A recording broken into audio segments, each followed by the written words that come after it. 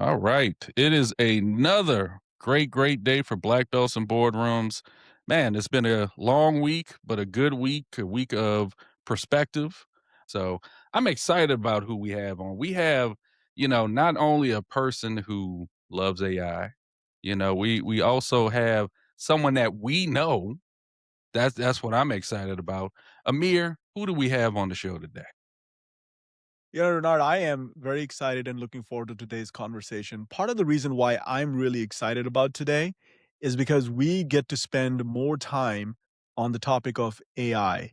But we won't be spending exclusively the whole time on AI. So I want to be clear this is not an AI centric episode, but we'll definitely touch on the topic in a very unique way. And I say unique because our guest today is somebody who really understands when there are fluctuations or there are intersections in the marketplace.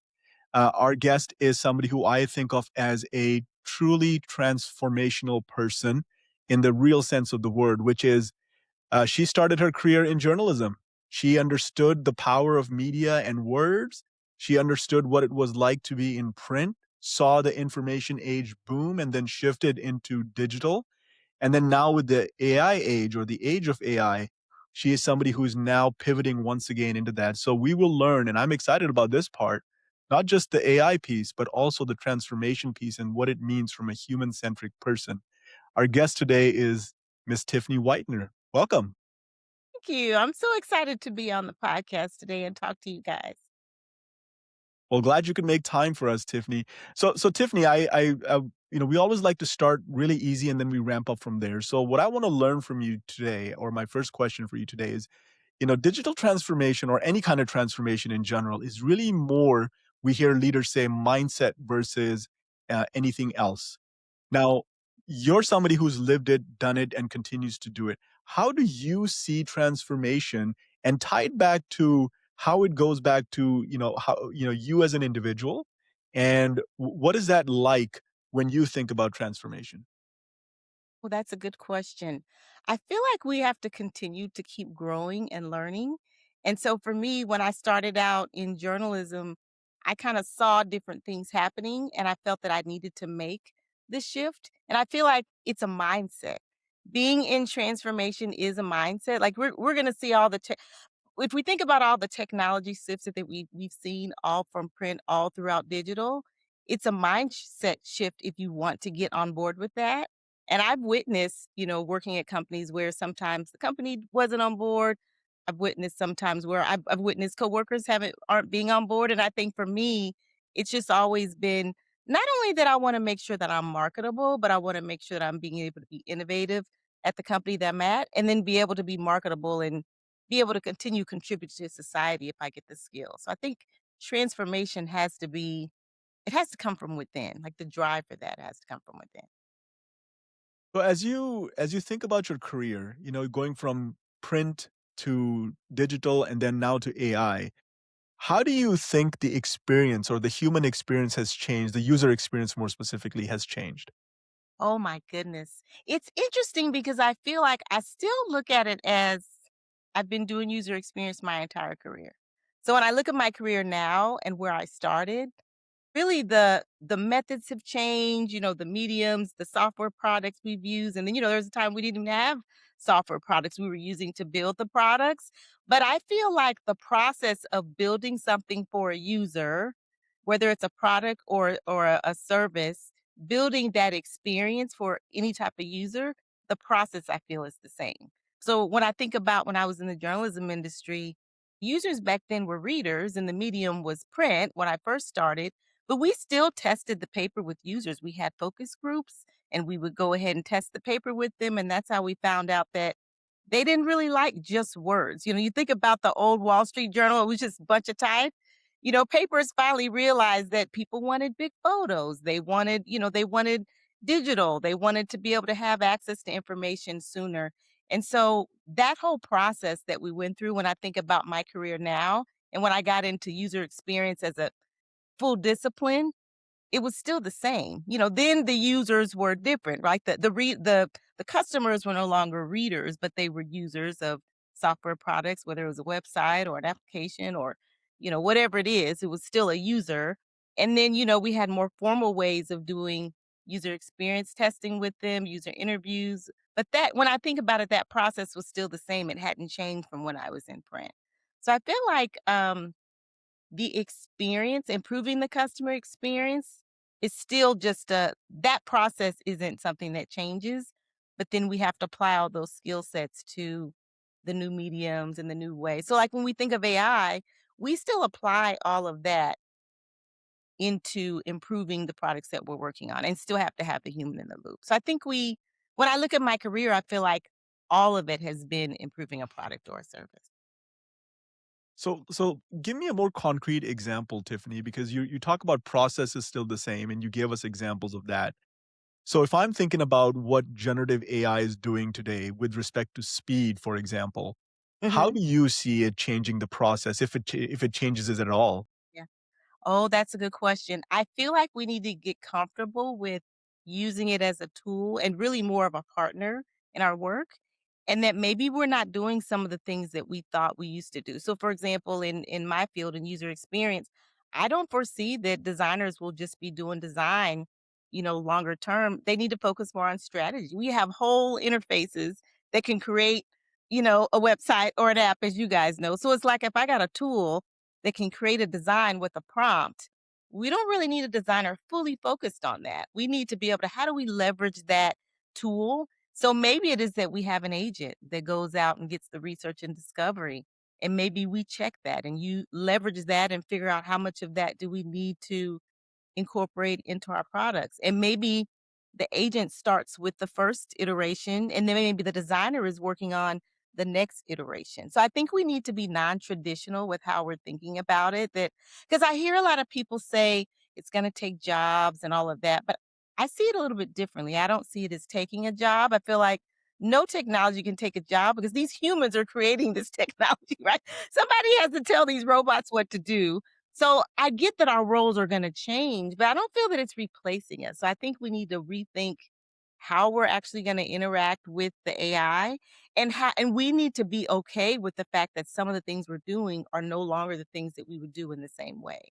And I don't know that everyone's open to that, but that's back to innovation and transformation that, when you asked earlier, it's like it's a mindset. It's less about what did I used to do and holding on to that method of doing things and more about am I open to how can I use the technology to improve myself and the company and my skills? Because if we think about it, we've all been doing this our entire careers. Like I'm sure everyone on this call, we remember there when there was no email.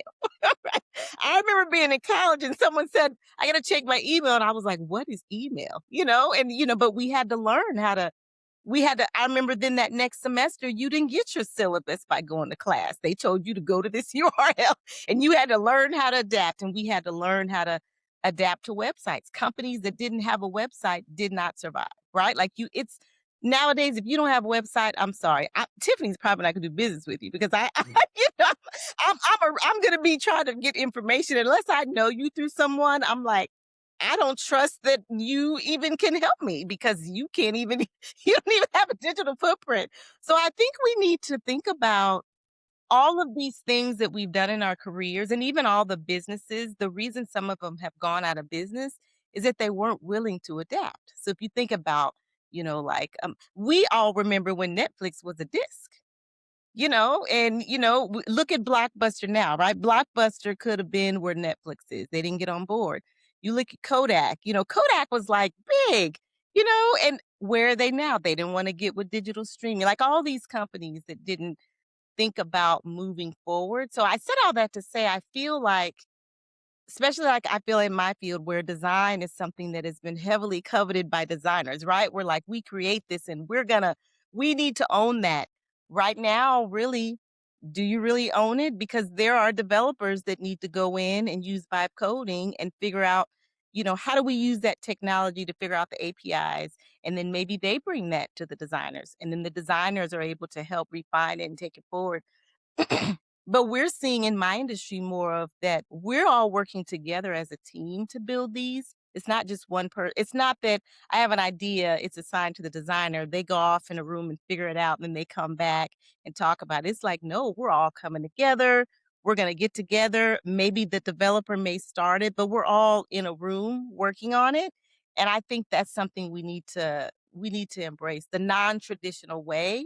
And I don't know that everyone is ready for that, you know. And I've been honest with myself, they may not need a lot of UX managers. I'm a UX manager and I'm okay with that, right? Like I need to think about making sure I have the skills, and if the role changes and I need to be half practitioner and half, manager or whatever it turns out being, Tiffany's going to be ready for whatever the job is, right? Like I'm not wedded to what my role is. And I feel like that's a part of what we all need to do. Otherwise, then you are left behind because you're not, well, if you don't get the skills so that you can move into whatever role is available. So, I think that's one example, like user experience specifically, and a lot of the roles that can be done by technology. Instead of thinking about technology taking it, how do we figure out how we collaborate with the technology, use it to elevate our skills, and then be okay with giving up some of that and focus more on strategy and the human element that we can. I like it. I'm gonna say, Amir, when we talked about going to print that Tiffany was talking about, it made me feel a little old that I know about that and know that we transitioned to that. I felt a little old when you said that, but it's true. We've transitioned. A lot of people have fear when it comes to AI and robotics, and like you said, is it going to take your job? I feel like we've always gone through transition. That people remember, there used to be a milkman. Then eventually that transition to not happen anymore. So we go through these transitions in just life. Stuff advanced, stuff moves forward. I want to take a step back, Tiffany, to your origin story. So I Yeah. know we're talking about AI, but let's talk about how everything started for you, where you're from, your origin story. Yeah, I'm originally from Kansas City, Missouri area and went to college at University of Kansas in Lawrence, Kansas, and graduated with degrees in journalism and English. And I got into that just because I like to write and I was a creative person. And back then, if you were really a creative person, you either went to art school or you went to journalism school.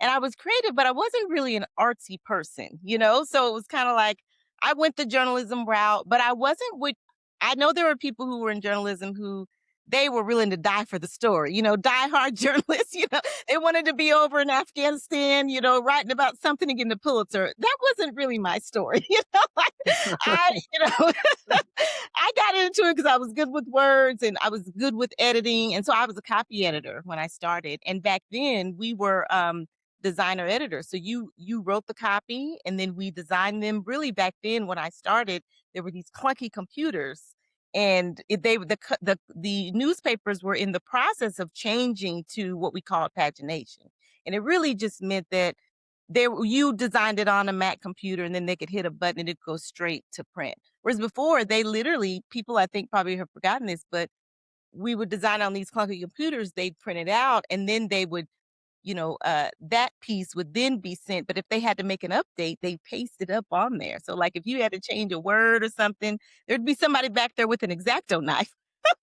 It would literally be putting it, and lining it up so you couldn't tell that, somebody misspelled a word and they need to update it. Like it was very antiquated when you think about it now. And so when I got in the industry, they really needed people like me because we learned, how to do digital design on Corp. Back then we used a program called Corp Express and we designed the paper digitally. And so if you think about it, the people at the paper were older, all they knew was how they did the paper back then. They weren't into pagination. And so they had to learn. They had to learn those skills. And I remember for me, it was an exciting time because they needed people like me with those skills. And so I did very well. But one of the things I noticed is that when I joined the paper, they had a website, and I remember asking about, because we knew that websites had come along, but we hadn't really focused on them. And I remember asking, well, hey, what's this .com thing? And I remember them downplaying it, like, oh, that's this thing over here. And I remember looking at it, and it was like very old school. Didn't look very well, just a bunch of words. They very rarely paid attention to it. And I remember as time went on, they would kind of realize they need to post things to the website. And I remember being in meetings where Metro editor and online editor are fighting over, should we post a story to the website because we don't want to scoop the paper. And I'm sitting there thinking, I'm not going to go down with this ship. Like, I need to get me some digital skills. Didn't quite know what that meant, but I was like, you know what? This has to be more than me just knowing how to, design the paper on Quark Express. I need to learn how to be able to get digital, whatever that means. And so I started looking at. I worked in the newspaper industry about 12 years in Florida. Worked for a few newspapers there, and I relocated to Atlanta to work for the Atlanta Journal-Constitution. They recruited me. And so in the process of that, I was looking at what training do I need? I'm gonna go back to school. I'm gonna get this skills because when I was in Florida, what I realized is if something happened in this newspaper thing, there's nowhere for me to go, because Mhm. the industry I was in was newspapers and where do I go? And I don't have any other skills. And for me, it was like, I got to be able to eat and be able to buy these purses and shoes. I got to that was the motivation. I'm like, let me get some skills so I can stay in my standard of living. Like literally, I was like, and I relocated to Atlanta and was, a designer editor there. And literally, I had enrolled in a program in web design and interactive media. And I said, you know what? I'm going to move over to the digital part of the paper. That was my plan. Well, they had layoffs. And I was one of the ones that was laid off because, they were going through some transformation, didn't need as many designers because of all the changes. And for me, it was like, well, that's okay. Like, I'm going to do this degree head on. I'm going to do it full time. I literally started my business overnight because someone contacted me to design a web paper, redesign their newspaper. And I thought, "Oh, well, I can actually do this." So I figured out how to start an LLC, did that overnight, and the next time they contacted me, I had a price and was ready, and that was my first client, and I was so proud. I charged them $10,000, and I was like, "Woohoo, I'm making some money." And I said, "Well, I'm gonna just finish this degree, and I'm gonna learn how to do web design and development, and do branding and websites." And that's how I got started. I said, "I'm just gonna do this." I went all in. I didn't go get another job. I didn't want to be somewhere with a job at Macy's, and then I'm not finishing getting these skills that I need. And so I consciously decided that I'm gonna go all in. And then I knew that well, I'm no longer at the paper, so I don't have to focus on journalism or newspaper industry, even though that's what I, had my degree. And I said, well, I can go to any company that needs these digital skills. So the interesting thing was I'm in this class, the first class, and I'm sitting there with people half my age, and it was a web design development class. And I didn't even realize that. I don't know why I didn't. But for some reason, I just joined the program, was all in, and I don't think I really paid attention to what was involved, which is probably a good thing. Because I didn't consider myself to be a technical person. And I'm sitting there and they started talking about HTML and CSS. And the people in the class, of course, they learned this in middle school. Well, I didn't even know what an HTML was. Like I'm sitting there like, what? And we're coding. And I'm thinking, oh my God, this is awful. Like I'm sitting there thinking, I don't know if I'm gonna make it. But then I didn't have a choice because I'm in transition. I need to get these skills to get another job. And I said, well, you know what? This is it. We're gonna do it. And I just went all in. So I watched the industry sort of change from being a designer developer, then moving into we were interaction designers. And then we were front end, let's see, interaction designers, then UX designers, then UX architect, and then, so I've seen the roles be full stack and then separate and then go back together. So for me, I've literally had every role within the UX process. I've done content design, development, architecture, and then, moved into leadership. And so for me, I didn't realize that was not normal. I thought it was because that's how I came up.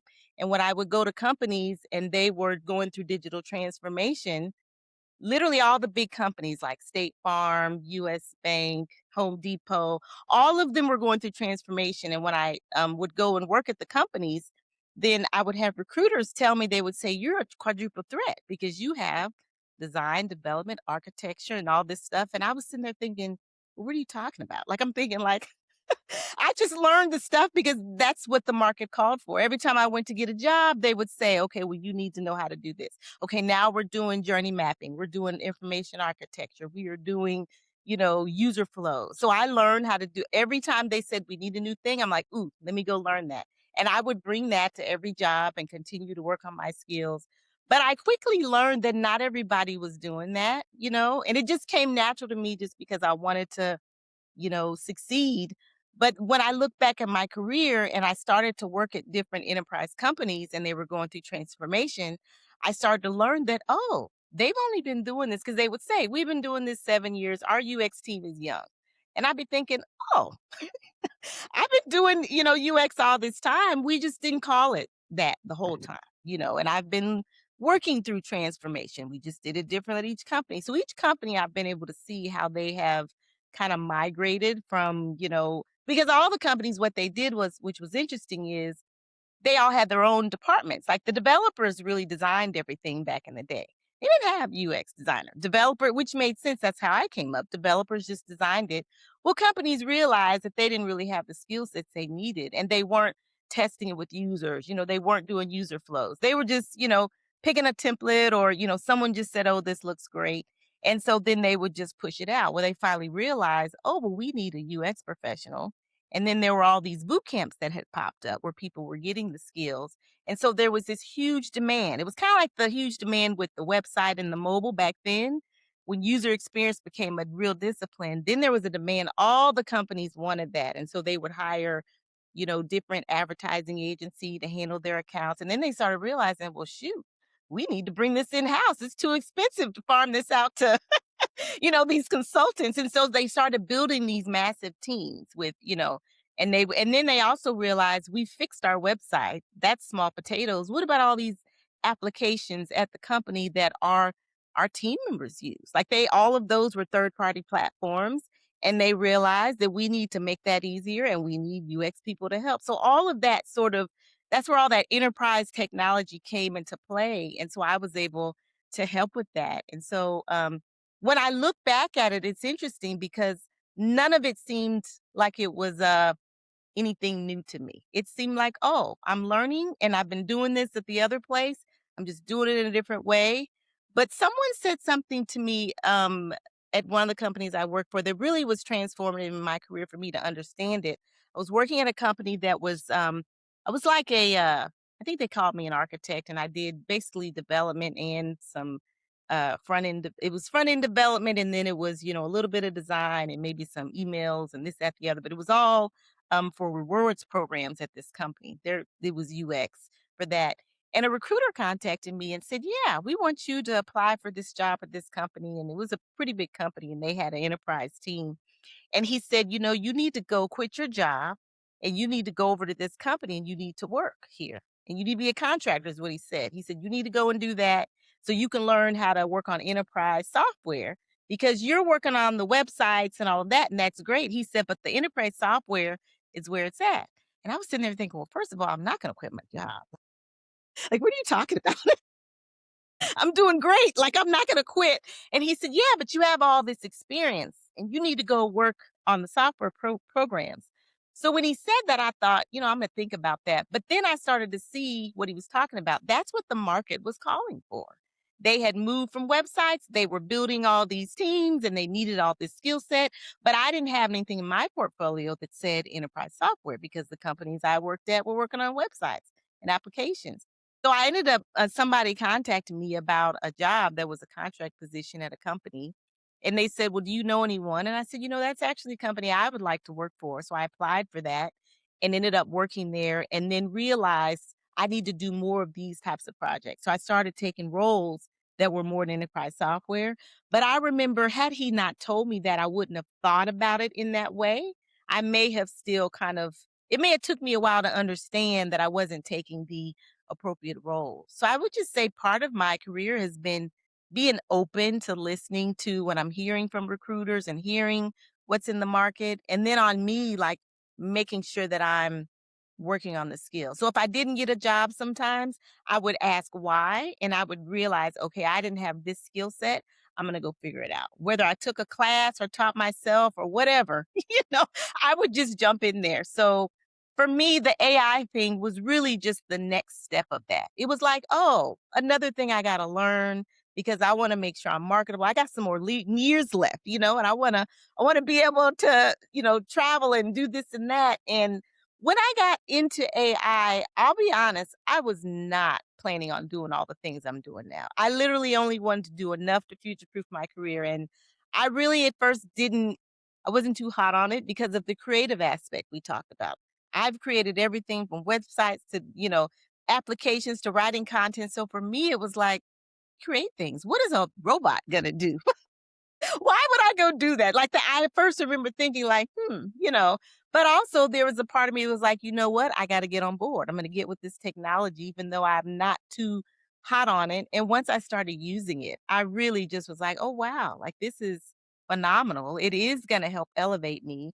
And so I started using it more. And then that's how I started being on social media and teaching other people because the classes I were taking weren't in English. They were like it was, and I say that, jokingly, but it was sort of like they were talking about LLMs and neurons and all kind of stuff. And I was like, I'm just trying to figure out what is a chat GPT. I don't understand all this other language. So I literally would be taking a course and then on the side asking ChatGPT, okay, what does this term mean? Like they just weren't breaking it down. So then I realized I'm going to start breaking it down for people because I know that other people are in the same boat. And that's really how I started doing speaking engagements and, being on social media more because I wanted to be able to help people because I realized that I needed help. But that's really how my journey into the AI got to where it is. And funny quick story, I actually was in the kitchen when I really embraced it. I was trying to fix cornbread and I ran out of cornmeal. And I went to ChatGPT to ask for a substitute instead of going Google. Because I said, well, I'm trying to learn. So I'm not going to go to Google. I'm going to use ChatGPT and I'm going to learn. And it said I could use grits. And I thought, oh, well, I'm going to go check Google, trust but verify.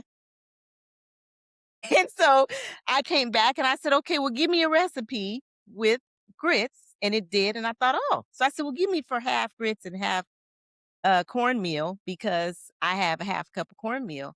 And after that, seeing how it quickly was able to help me, I then spent a whole weekend doing about 100 photos, just learning how to prompt. So that's really how I got into AI. That's amazing. That is amazing. So I'm gonna take us on a tangent just a little bit, quick question. Quark Express or PageMaker? Quark Express. Okay. Page that's a blast from the past. Well, I mean, I understand. I know that space a little bit, just enough to ask questions, which actually is a good way to dovetail into my real question, which is what I wanna ask you. So, you laid out a great story and a trajectory of your career. And, I'm reminded of, the old journalist versus blogger, uh, conversation, right? Social media made it, so that anybody could be quote, unquote, "journalist." Mhm. And what that also did as a society is really destroy what discourse means, because I am hard pressed today to really understand, or rather find anybody who understands what a real discourse means, because it has rules, it has, certain protocol and cadence. Today, it's just argumentative, if you will, at least from my vantage point, right? So social media for me has transformed what a real journalist is, because there is truly a craftsman in that art of journalism. But that brings me to what AI is doing. So today, for example, you as a creative person, I'm afraid of the Dunning-Kruger effect, right? So the Dunning-Kruger effect is you think you know enough about a field when you really don't know a lot, but you believe yourself to be an expert. And as I think about AI and as I think about generative AI and creativity, there's going to be a lot of people who are going to claim themselves to be artists, and they're Mm. gonna claim themselves to be something they're truly not, and it will become a magnified reflection of the Dunning-Kruger effect in our wider society. So as an AI expert and as a strategist and as a leader, how do you see these things playing out, at least in the field of creativity that you are familiar with? Yeah, I think it's interesting because I feel like we do need some guardrails, and that comes from policies and from, you know, leaders in government, and I don't think that we have that right now to help us. Like I think there was a time when we may have been in a position to where we would have some more, guardrails or policies, whatever those are to help regulate some of that. And I don't think we're just quite there yet. And so it is challenging because we don't since there's nothing there to police it, then it's hard to kind of, you know, get that in check. And so, yeah, it's I feel like we're in a gray area right now, and it is heartbreaking, like, if, you know, people will say, because already you can people can steal things from each other. But now with AI, it's like it's even easier for someone to steal something, replicate someone, have a, you know, especially with the videos and all of that. Someone could create a video of one of us and post it. You know, it's like, and then how do you even know what's real? How do you, you know, how does any of that stand up in court? It's a I think we are on a slippery slope, and I am looking forward, Dave. I'm looking forward to the day where AI is used for more than just some of the fun stuff, more than just software development. What about using it for helping the elderly, you know, curing diseases and, you know, really using AI for good for some of those things that some of the other countries are ahead than we are? And I feel like we have a ways to go, but I think we're gonna need a shift in some of the political climate to help with some of that. Well, I know regulation hasn't solved the discourse problem, at least not for me. You Yeah, know, we still have yeah. um, people who are claiming to be journalists and spreading information. But anyhow, not to get too philosophical on that point, you know, you're also a leader in the AI space, Tiffany. You've got a book published where you are talking about or helping people become experts in generative AI.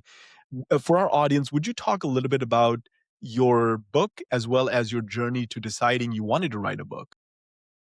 Yeah, that's a good question. Oh my goodness. So I'd been doing speaking engagements, and I would just happen to be the places where I was speaking happened to be at a lot of women's groups, just happened to work out that way.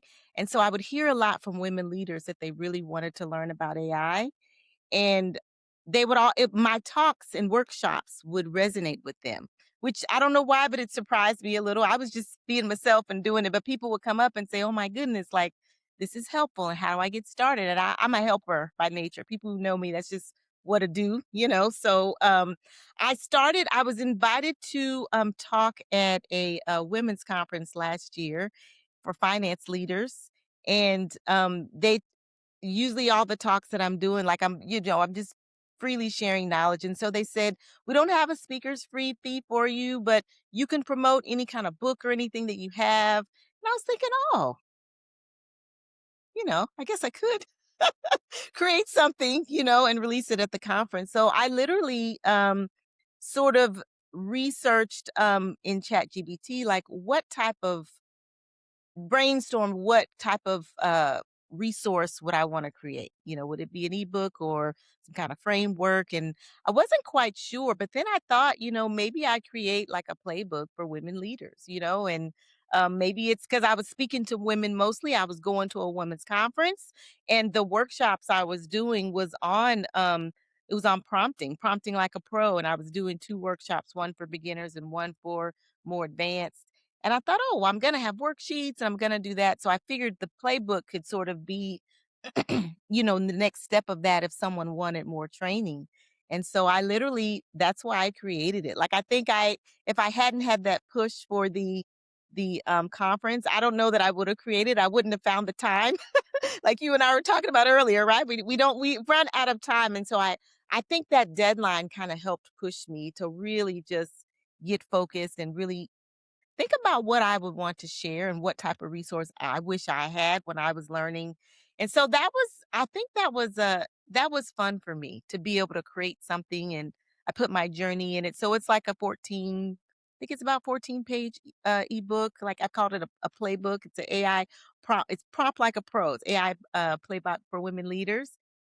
Um, so I really enjoyed working on that, and I shared it with, you know, a couple colleagues to get some feedback. And that helped because they were able to say, "Hey, what about the people like us who already know how to prompt and we need more, right? We need." So I thought, "Oh, that's true. It doesn't have to just be a prompt formula." So I increased it from, like, I think it was maybe started as 10 pages, and then, you know, it was double. Added worksheets and different things. Um, that was really really fun, and I released it at the conference and was able to and got a lot of sales out of that, which was exciting for me. But it was just fun, you know. And then over the Christmas break, I created actually custom an AI assistant that goes with it. So it will create prompts for you based off of you can put in a leadership topic and it'll give you a prompt that will help with that you can use that to kind of help elevate your prompting. So I included that. Now that's packaged if you buy the playbook and you get that, and I sent it for free to the people who had already purchased it. So that's really how that got started. I love it. I love it. You turned something that was a need and you very quickly turned around and provided a solution to your community. Yeah. That's amazing. So, if you remember back when the internet was still young and people were still figuring it out, there was this word that everybody threw around, technical literacy. Do you remember that? Technical literacy. So, on that same note, what does AI literacy look like to you? How would you define it? Feel like AI literacy is just knowing what it is and how it operates, but I feel like AI fluency is the next step of that. That when you are fluent in AI, it goes beyond AI literacy. Then you really know how to prompt and you know how to elevate it to you know how to use it to elevate you as a professional and how to use your skills, and that's where the context engineering comes in. Because I feel like we spend a lot of time focusing on kind of using AI as a Google, even though we don't realize it. Like we're going to ask it a question and we need an answer, and there's a place for that. There's a lot of times we do that, but the real power in it, I feel, is really the AI fluency part. It's more of how do I leverage this with my human thought and strategy, and how do I help it to elevate me to come up with more strategic decisions. So it's more about me giving it my input and how does it elevate me instead of me saying, "Hey AI, give me a prompt or give me a thing." I need to be able to be the human in the loop, and I think that sometimes we miss that. We because it's very easy to say, "Well, I want to fix X problem, so I'm going to ask AI to give me a prompt, and then I'm going to ask AI to give me an answer." Well, you've removed yourself, right? So it's kind of, so but if you say, "Hey, this is what I'm looking for and I'm the expert. AI, I want you to do XYZ. And then also I need for you to look at these constraints and look at the goal and look at the role and look at," if you give it all of that and that's you putting all of your strategy into it, then it starts to think as a partner with you instead of it just spitting out stuff, as a computer. And so I feel like literacy and fluency are two different things. I feel like they work together, but we need to move from literacy and go to fluency. Talking like a journalist, Tiffany. You're talking like a journalist. So just to put a finer point on the comment you just made, right? How do we think or how should we think about the difference between fluency and literacy? Because now I'm thinking languages, and I think what you're doing is framing it to us Yeah. that it's like a language. So how should we think about it? Yeah, I would think of literacy as you're telling AI what to do. And you know what AI does and you're telling it what you need. Literacy to me is kind of like just a basic prompt. It's a one shop. It's like a one shot, one prompt with one answer, and you wouldn't reuse that prompt. But if you think of AI fluency, that is more of something that I can repeat this prompt as a repeatable workflow. So when I take a single prompt and then I can repeat that, that's when the real power is, because now a repeatable prompt is a workflow and then that helps with efficiency. So that's really how I would think of fluency. And then a part of that is what I call context engineering. That's when you're adding all of the context in there, the goal and the role and all of that. Instead of because and I actually gave an example today to a group I was talking to. We were talking about, let's say I just write a prompt and say I want to solve X problem, and that could be fine, right? But then I got to iterate on that prompt. There's a back and forth with the AI, which we do. But if I come forward with, I'm trying to solve this prompt problem, I have these constraints and these are the things I'm looking for. This is the tone I need. This is my audience. That's a different input. That fluency and using the context engineering, my answer is going to be different than it would be if I was just at the AI literacy stage. Does that resonate a little bit better? It does. It does. Such a great answer. Yeah, I'm a little curious now. We all met in vertical motion. We at some point we all were looking for an executive coach. I always say if it wasn't for vertical motion, me and Amir would have never met. We wouldn't have this podcast. So for you, Tiffany, why did you decide to say, "Hey, I need an executive coach," but also now you've been with vertical motion a while, how have you grown because of Yeah. that program? Oh my goodness. Vertical motion has changed my life. When I joined vertical motion, I was in transition and I wasn't doing all of the speaking engagements that I'm doing now. I was in the AI and I was learning and growing and doing all of that and I was jumping out there and I was really heavily on social media and I probably had done maybe one speaking engagement when I joined and I was really leaning into my executive presence. And the reason I joined is because I wanted more from my career and myself, and I felt like I was taking it as far as I could. So I'd had career counseling for the past few years, and that was good. I had great career counselors, but to your point, they weren't an executive coach. And I started to realize what I needed was a level above what I was getting was fine, but I needed more, but I didn't quite know what more I needed. And I was on Instagram and Tom had posted something about it's a famous quote. He says, "What got you there here won't get you there." And I thought, "Oh, that resonates with me. All this stuff I'm doing that's worked my entire career, what I'm looking for now, I'm not fully fulfilled because I'm not doing anything different than I was before. I'm trying to push myself to do more. Like I was signing up for speaking engagements and all that, but there was a part that I needed help from a professional. And so when I met him, funny story, I commented on his post or something or liked it and he reached out, you know how he does. He's very, very good with that. And I remember he was asking me all these questions. And I remember at first I was like, why is he being nosy? Like I don't know him, you know? That was literally my first. I'm thinking, like, he's nice and all, but he's asking too many questions. But I'm answering them, right? Like, I'm like, yeah, I'm gonna, And then I realized he's asking me because he generally cares about what I need. Like, that's what, which is why it worked. And so I remember thinking that was a good technique because he really was interested in what I needed to see if he could help. And so, once I got to know him and started having conversations with him, I thought, you know what? I think the group coaching probably would be good for me. And I feel like from day one, what I loved was the community, like this right here, right? I remember when, Renard, you and Amir started the podcast. I remember seeing that in the group.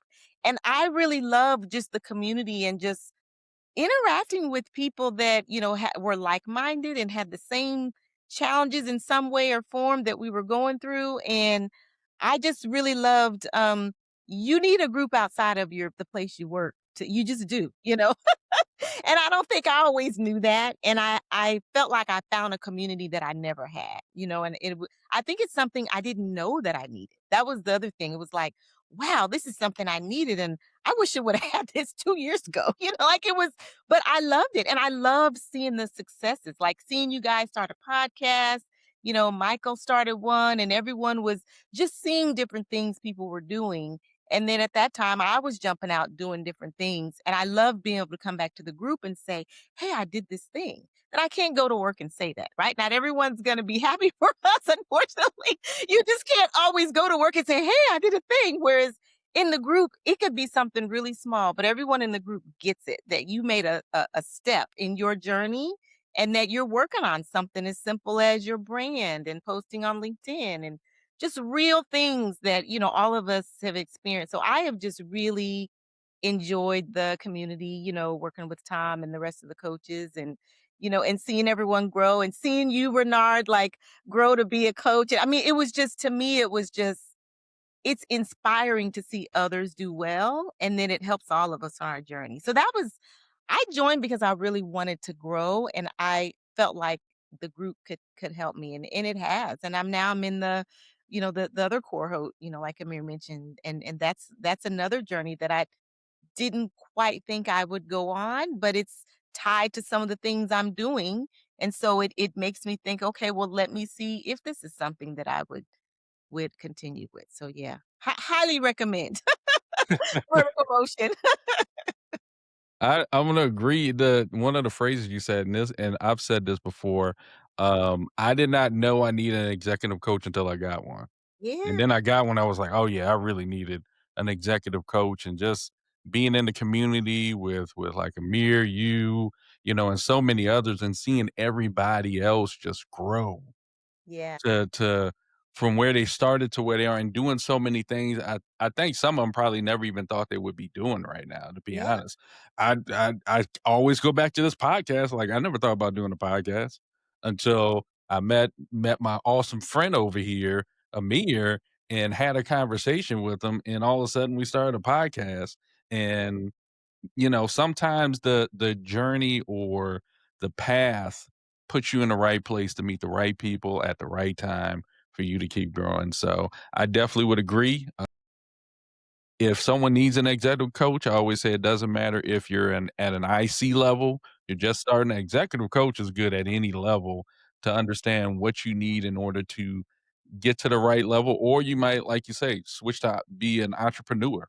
yeah, Sometimes that might be the route, so I totally agree, and love that your transition, how you transitioned from journalism, you went into UX, and now you're doing AI, so it feels to me that you adapt to the changing times. Does that make sense? You know how to adapt to the changing times instead of being like, "Well, I'm not gonna do that." yeah. This is always gonna be here, so I think more people need to do that. Learn how to adapt to the changing times because like I said earlier, we used to have milkmen that doesn't exist anymore. We don't do that anymore. Credit cards, when you used to get a credit card, you used to use that thing, you do the little thing like that doesn't exist anymore. Now now we have actual credit card. There's so many things that I always call half-life of facts that Yeah. used to exist but no longer do just due to the changing times. And Tiffany, I know we're getting that time, and of course, I have to ask everybody, what's their theme music? What's the music that gets you ready for the day? Might be a speaking engagement. It might be getting ready for AI at Tiffany's, might be even getting ready for your Instagram, which people need to watch that. You have a great Instagram following with your AI, but I need to know what's your theme music. "Happy" by Pharrell. I like Okay. that. That's Okay. like an energized, happy song, and I consider myself to be a happy person, but every time I hear that song, it's, like, really gets me going. So, yeah. I like that song. Yeah, I'll be honest, sometimes you just need a Mhm. good song to just lift you up, if that makes sense. It doesn't Yeah, have to be the certain sometimes, like, that's a simple song, but it just works. So yeah. I love that. I love that. Tiffany, we have to thank you so much for coming on the podcast. We've enjoyed this conversation. Like I say, I know we can go probably like 2 hours if we talk about AI, but, we gotta stop at some point, but I just wanna thank you for coming on. But before you go, what is one thing you would love to leave for the Black Belts and Boardrooms audience? Good question.